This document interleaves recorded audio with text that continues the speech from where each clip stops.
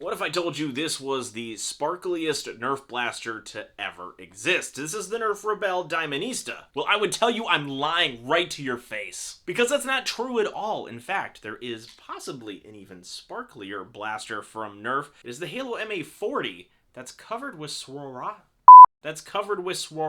crystals. I said it the second time. But here's the thing, I'm not going to be able to get my hands on that Swarovski Crystal Halo Blaster because it just sold, like at the end of last year, 2023, for about $4,000. So we're quite a ways off from being able to obtain those extremely rare one-off blasters. But I think it's worth talking about some of the more unique blasters within Nerf.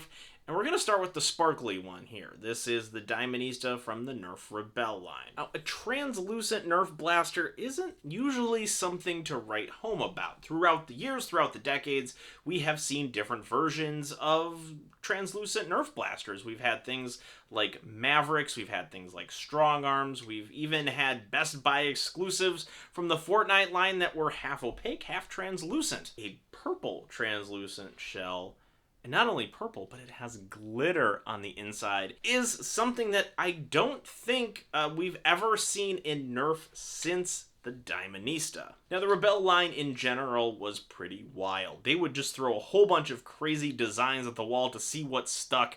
And to be honest, those are some of the most goated shell designs I think of all time within Nerf. The Sweet Victory is the far superior hammer shot. We have things like the Spylight. The Rapid Red is your more compact Nerf Strife. Like, the list goes on and on. But when it comes to, like, this stuff, when we started getting towards the middle of the Nerf Rebel line, things just started to get wacky and weird, and that's what I'm here for. Let's take a little closer look at this blaster in particular, how it works, and then we'll just talk about like specialty lines and specialty blasters like this and where we could possibly see this stuff in the future, because I really hope we do see some really weird designs, because that's what I feel like Nerf does best.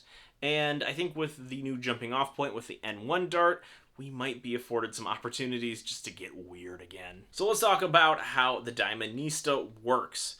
This released around 2014, 2015, depending on kind of where it fell in the calendar year. And what you have to do is, this is a string-powered blaster. There's no spring, there's no flywheels, obviously, here, so it's going to be using this bungee cord to propel the dart forward. And you have to preload it a little bit, so what you have to do is get it in this well, and then you need to take a Nerf Elite dart, which seems so quaint to say now because we're, kind of moving on from there. You couldn't use a half-length dart, unfortunately, just because there's a dart post in this to kind of keep it all straight, aligned together, which, honestly is of its era, but at the same time, like, you want this dart to be seated as properly as possible, because when you're dealing with bungee-powered blasters, you're dealing with something that's a little more wildly inaccurate than the spring-powered stuff that we're used to. But I digress. As long as this is seated far back enough, it should unlock the trigger here so that we can fire a dart off screen, and you can just see how powerful this Diamondista is. Not very. Here we go. Basically just did a nosedive, I think, right out of the gate. Which, again, like, is something that you're going to be seeing with this.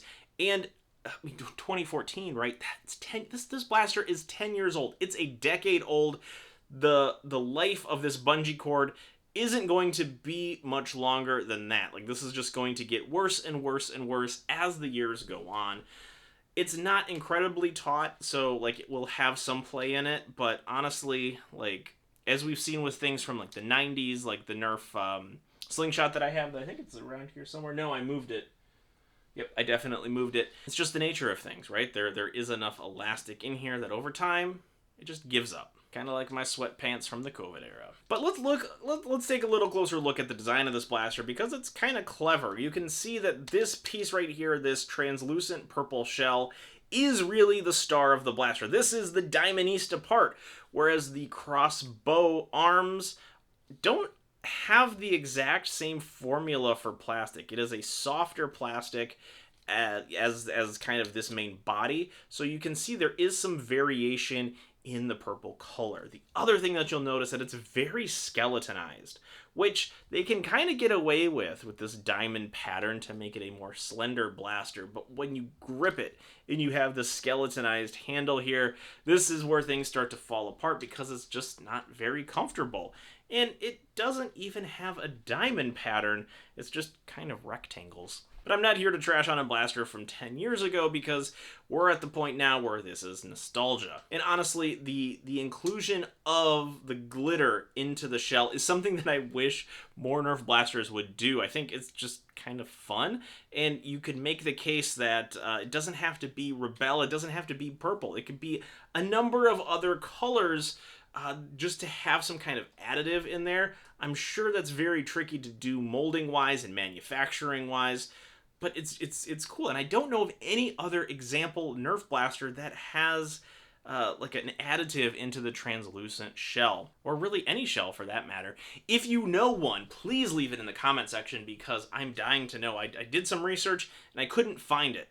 But, like I mentioned earlier at the beginning of this video, this isn't the only sparkly Nerf blaster in existence, or at least the ones that I know about.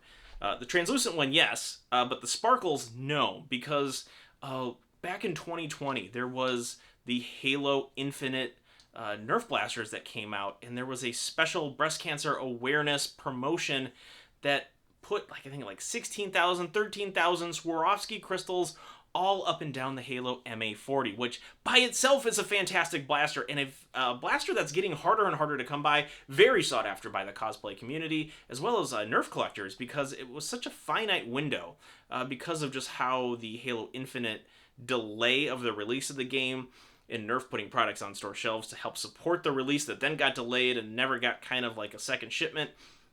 It got to be a very confusing thing.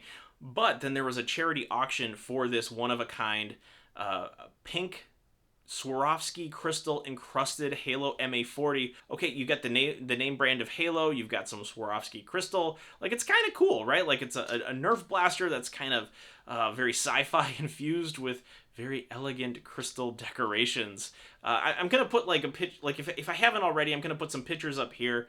I think it's like very cool, and it's like a very interesting area of Nerf collecting that I don't think gets talked about like a whole lot. Like these one-off blasters that like are officially sanctioned, really. Like this was done in conjunction, I believe, with the Nerf brand as well as Halo. Then trying to track that as to like who has it is going to be difficult. And the only lead that we really have on it was that it was put up for sale on eBay.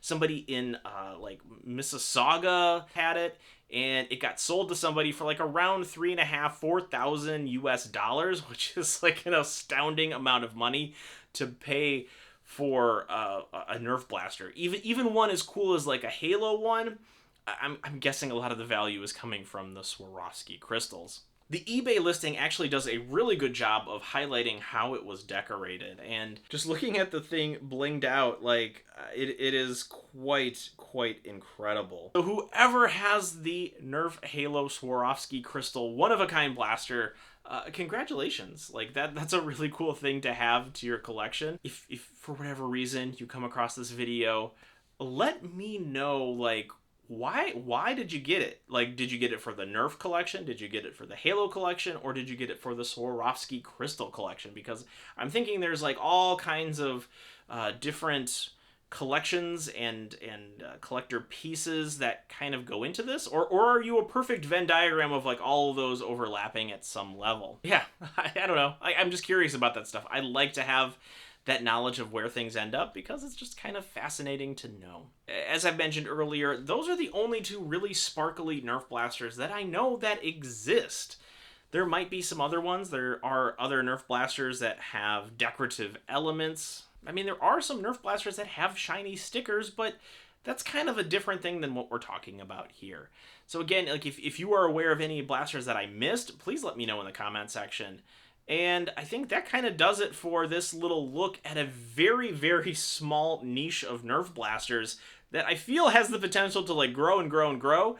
But, you know, I don't know how many people out there are clamoring for glitter inside of their Nerf blaster shells. I might just be alone on this one. But if you like this kind of discussion, if you like talking about Nerf blasters and finding rare things and what exists out there, you gotta follow along, because I'm going to be posting more videos about blasters, toys, action figures, collectibles, pop culture, stuff like that as time goes on. I mean, as you can see here, I've got some G.I. Joes, Marvel Legends, Star Wars Black Series, anything that you could possibly want on this shelf, and then even more right here with some very pop culture-y things, Teenage Mutant Ninja Turtles, we have some Playmobil, Lego, I mean, like, the list goes on and on and on. You see where this is going. Thank you so much for watching a video about sparkly Nerf blasters. That's all I've got for you. See you next time.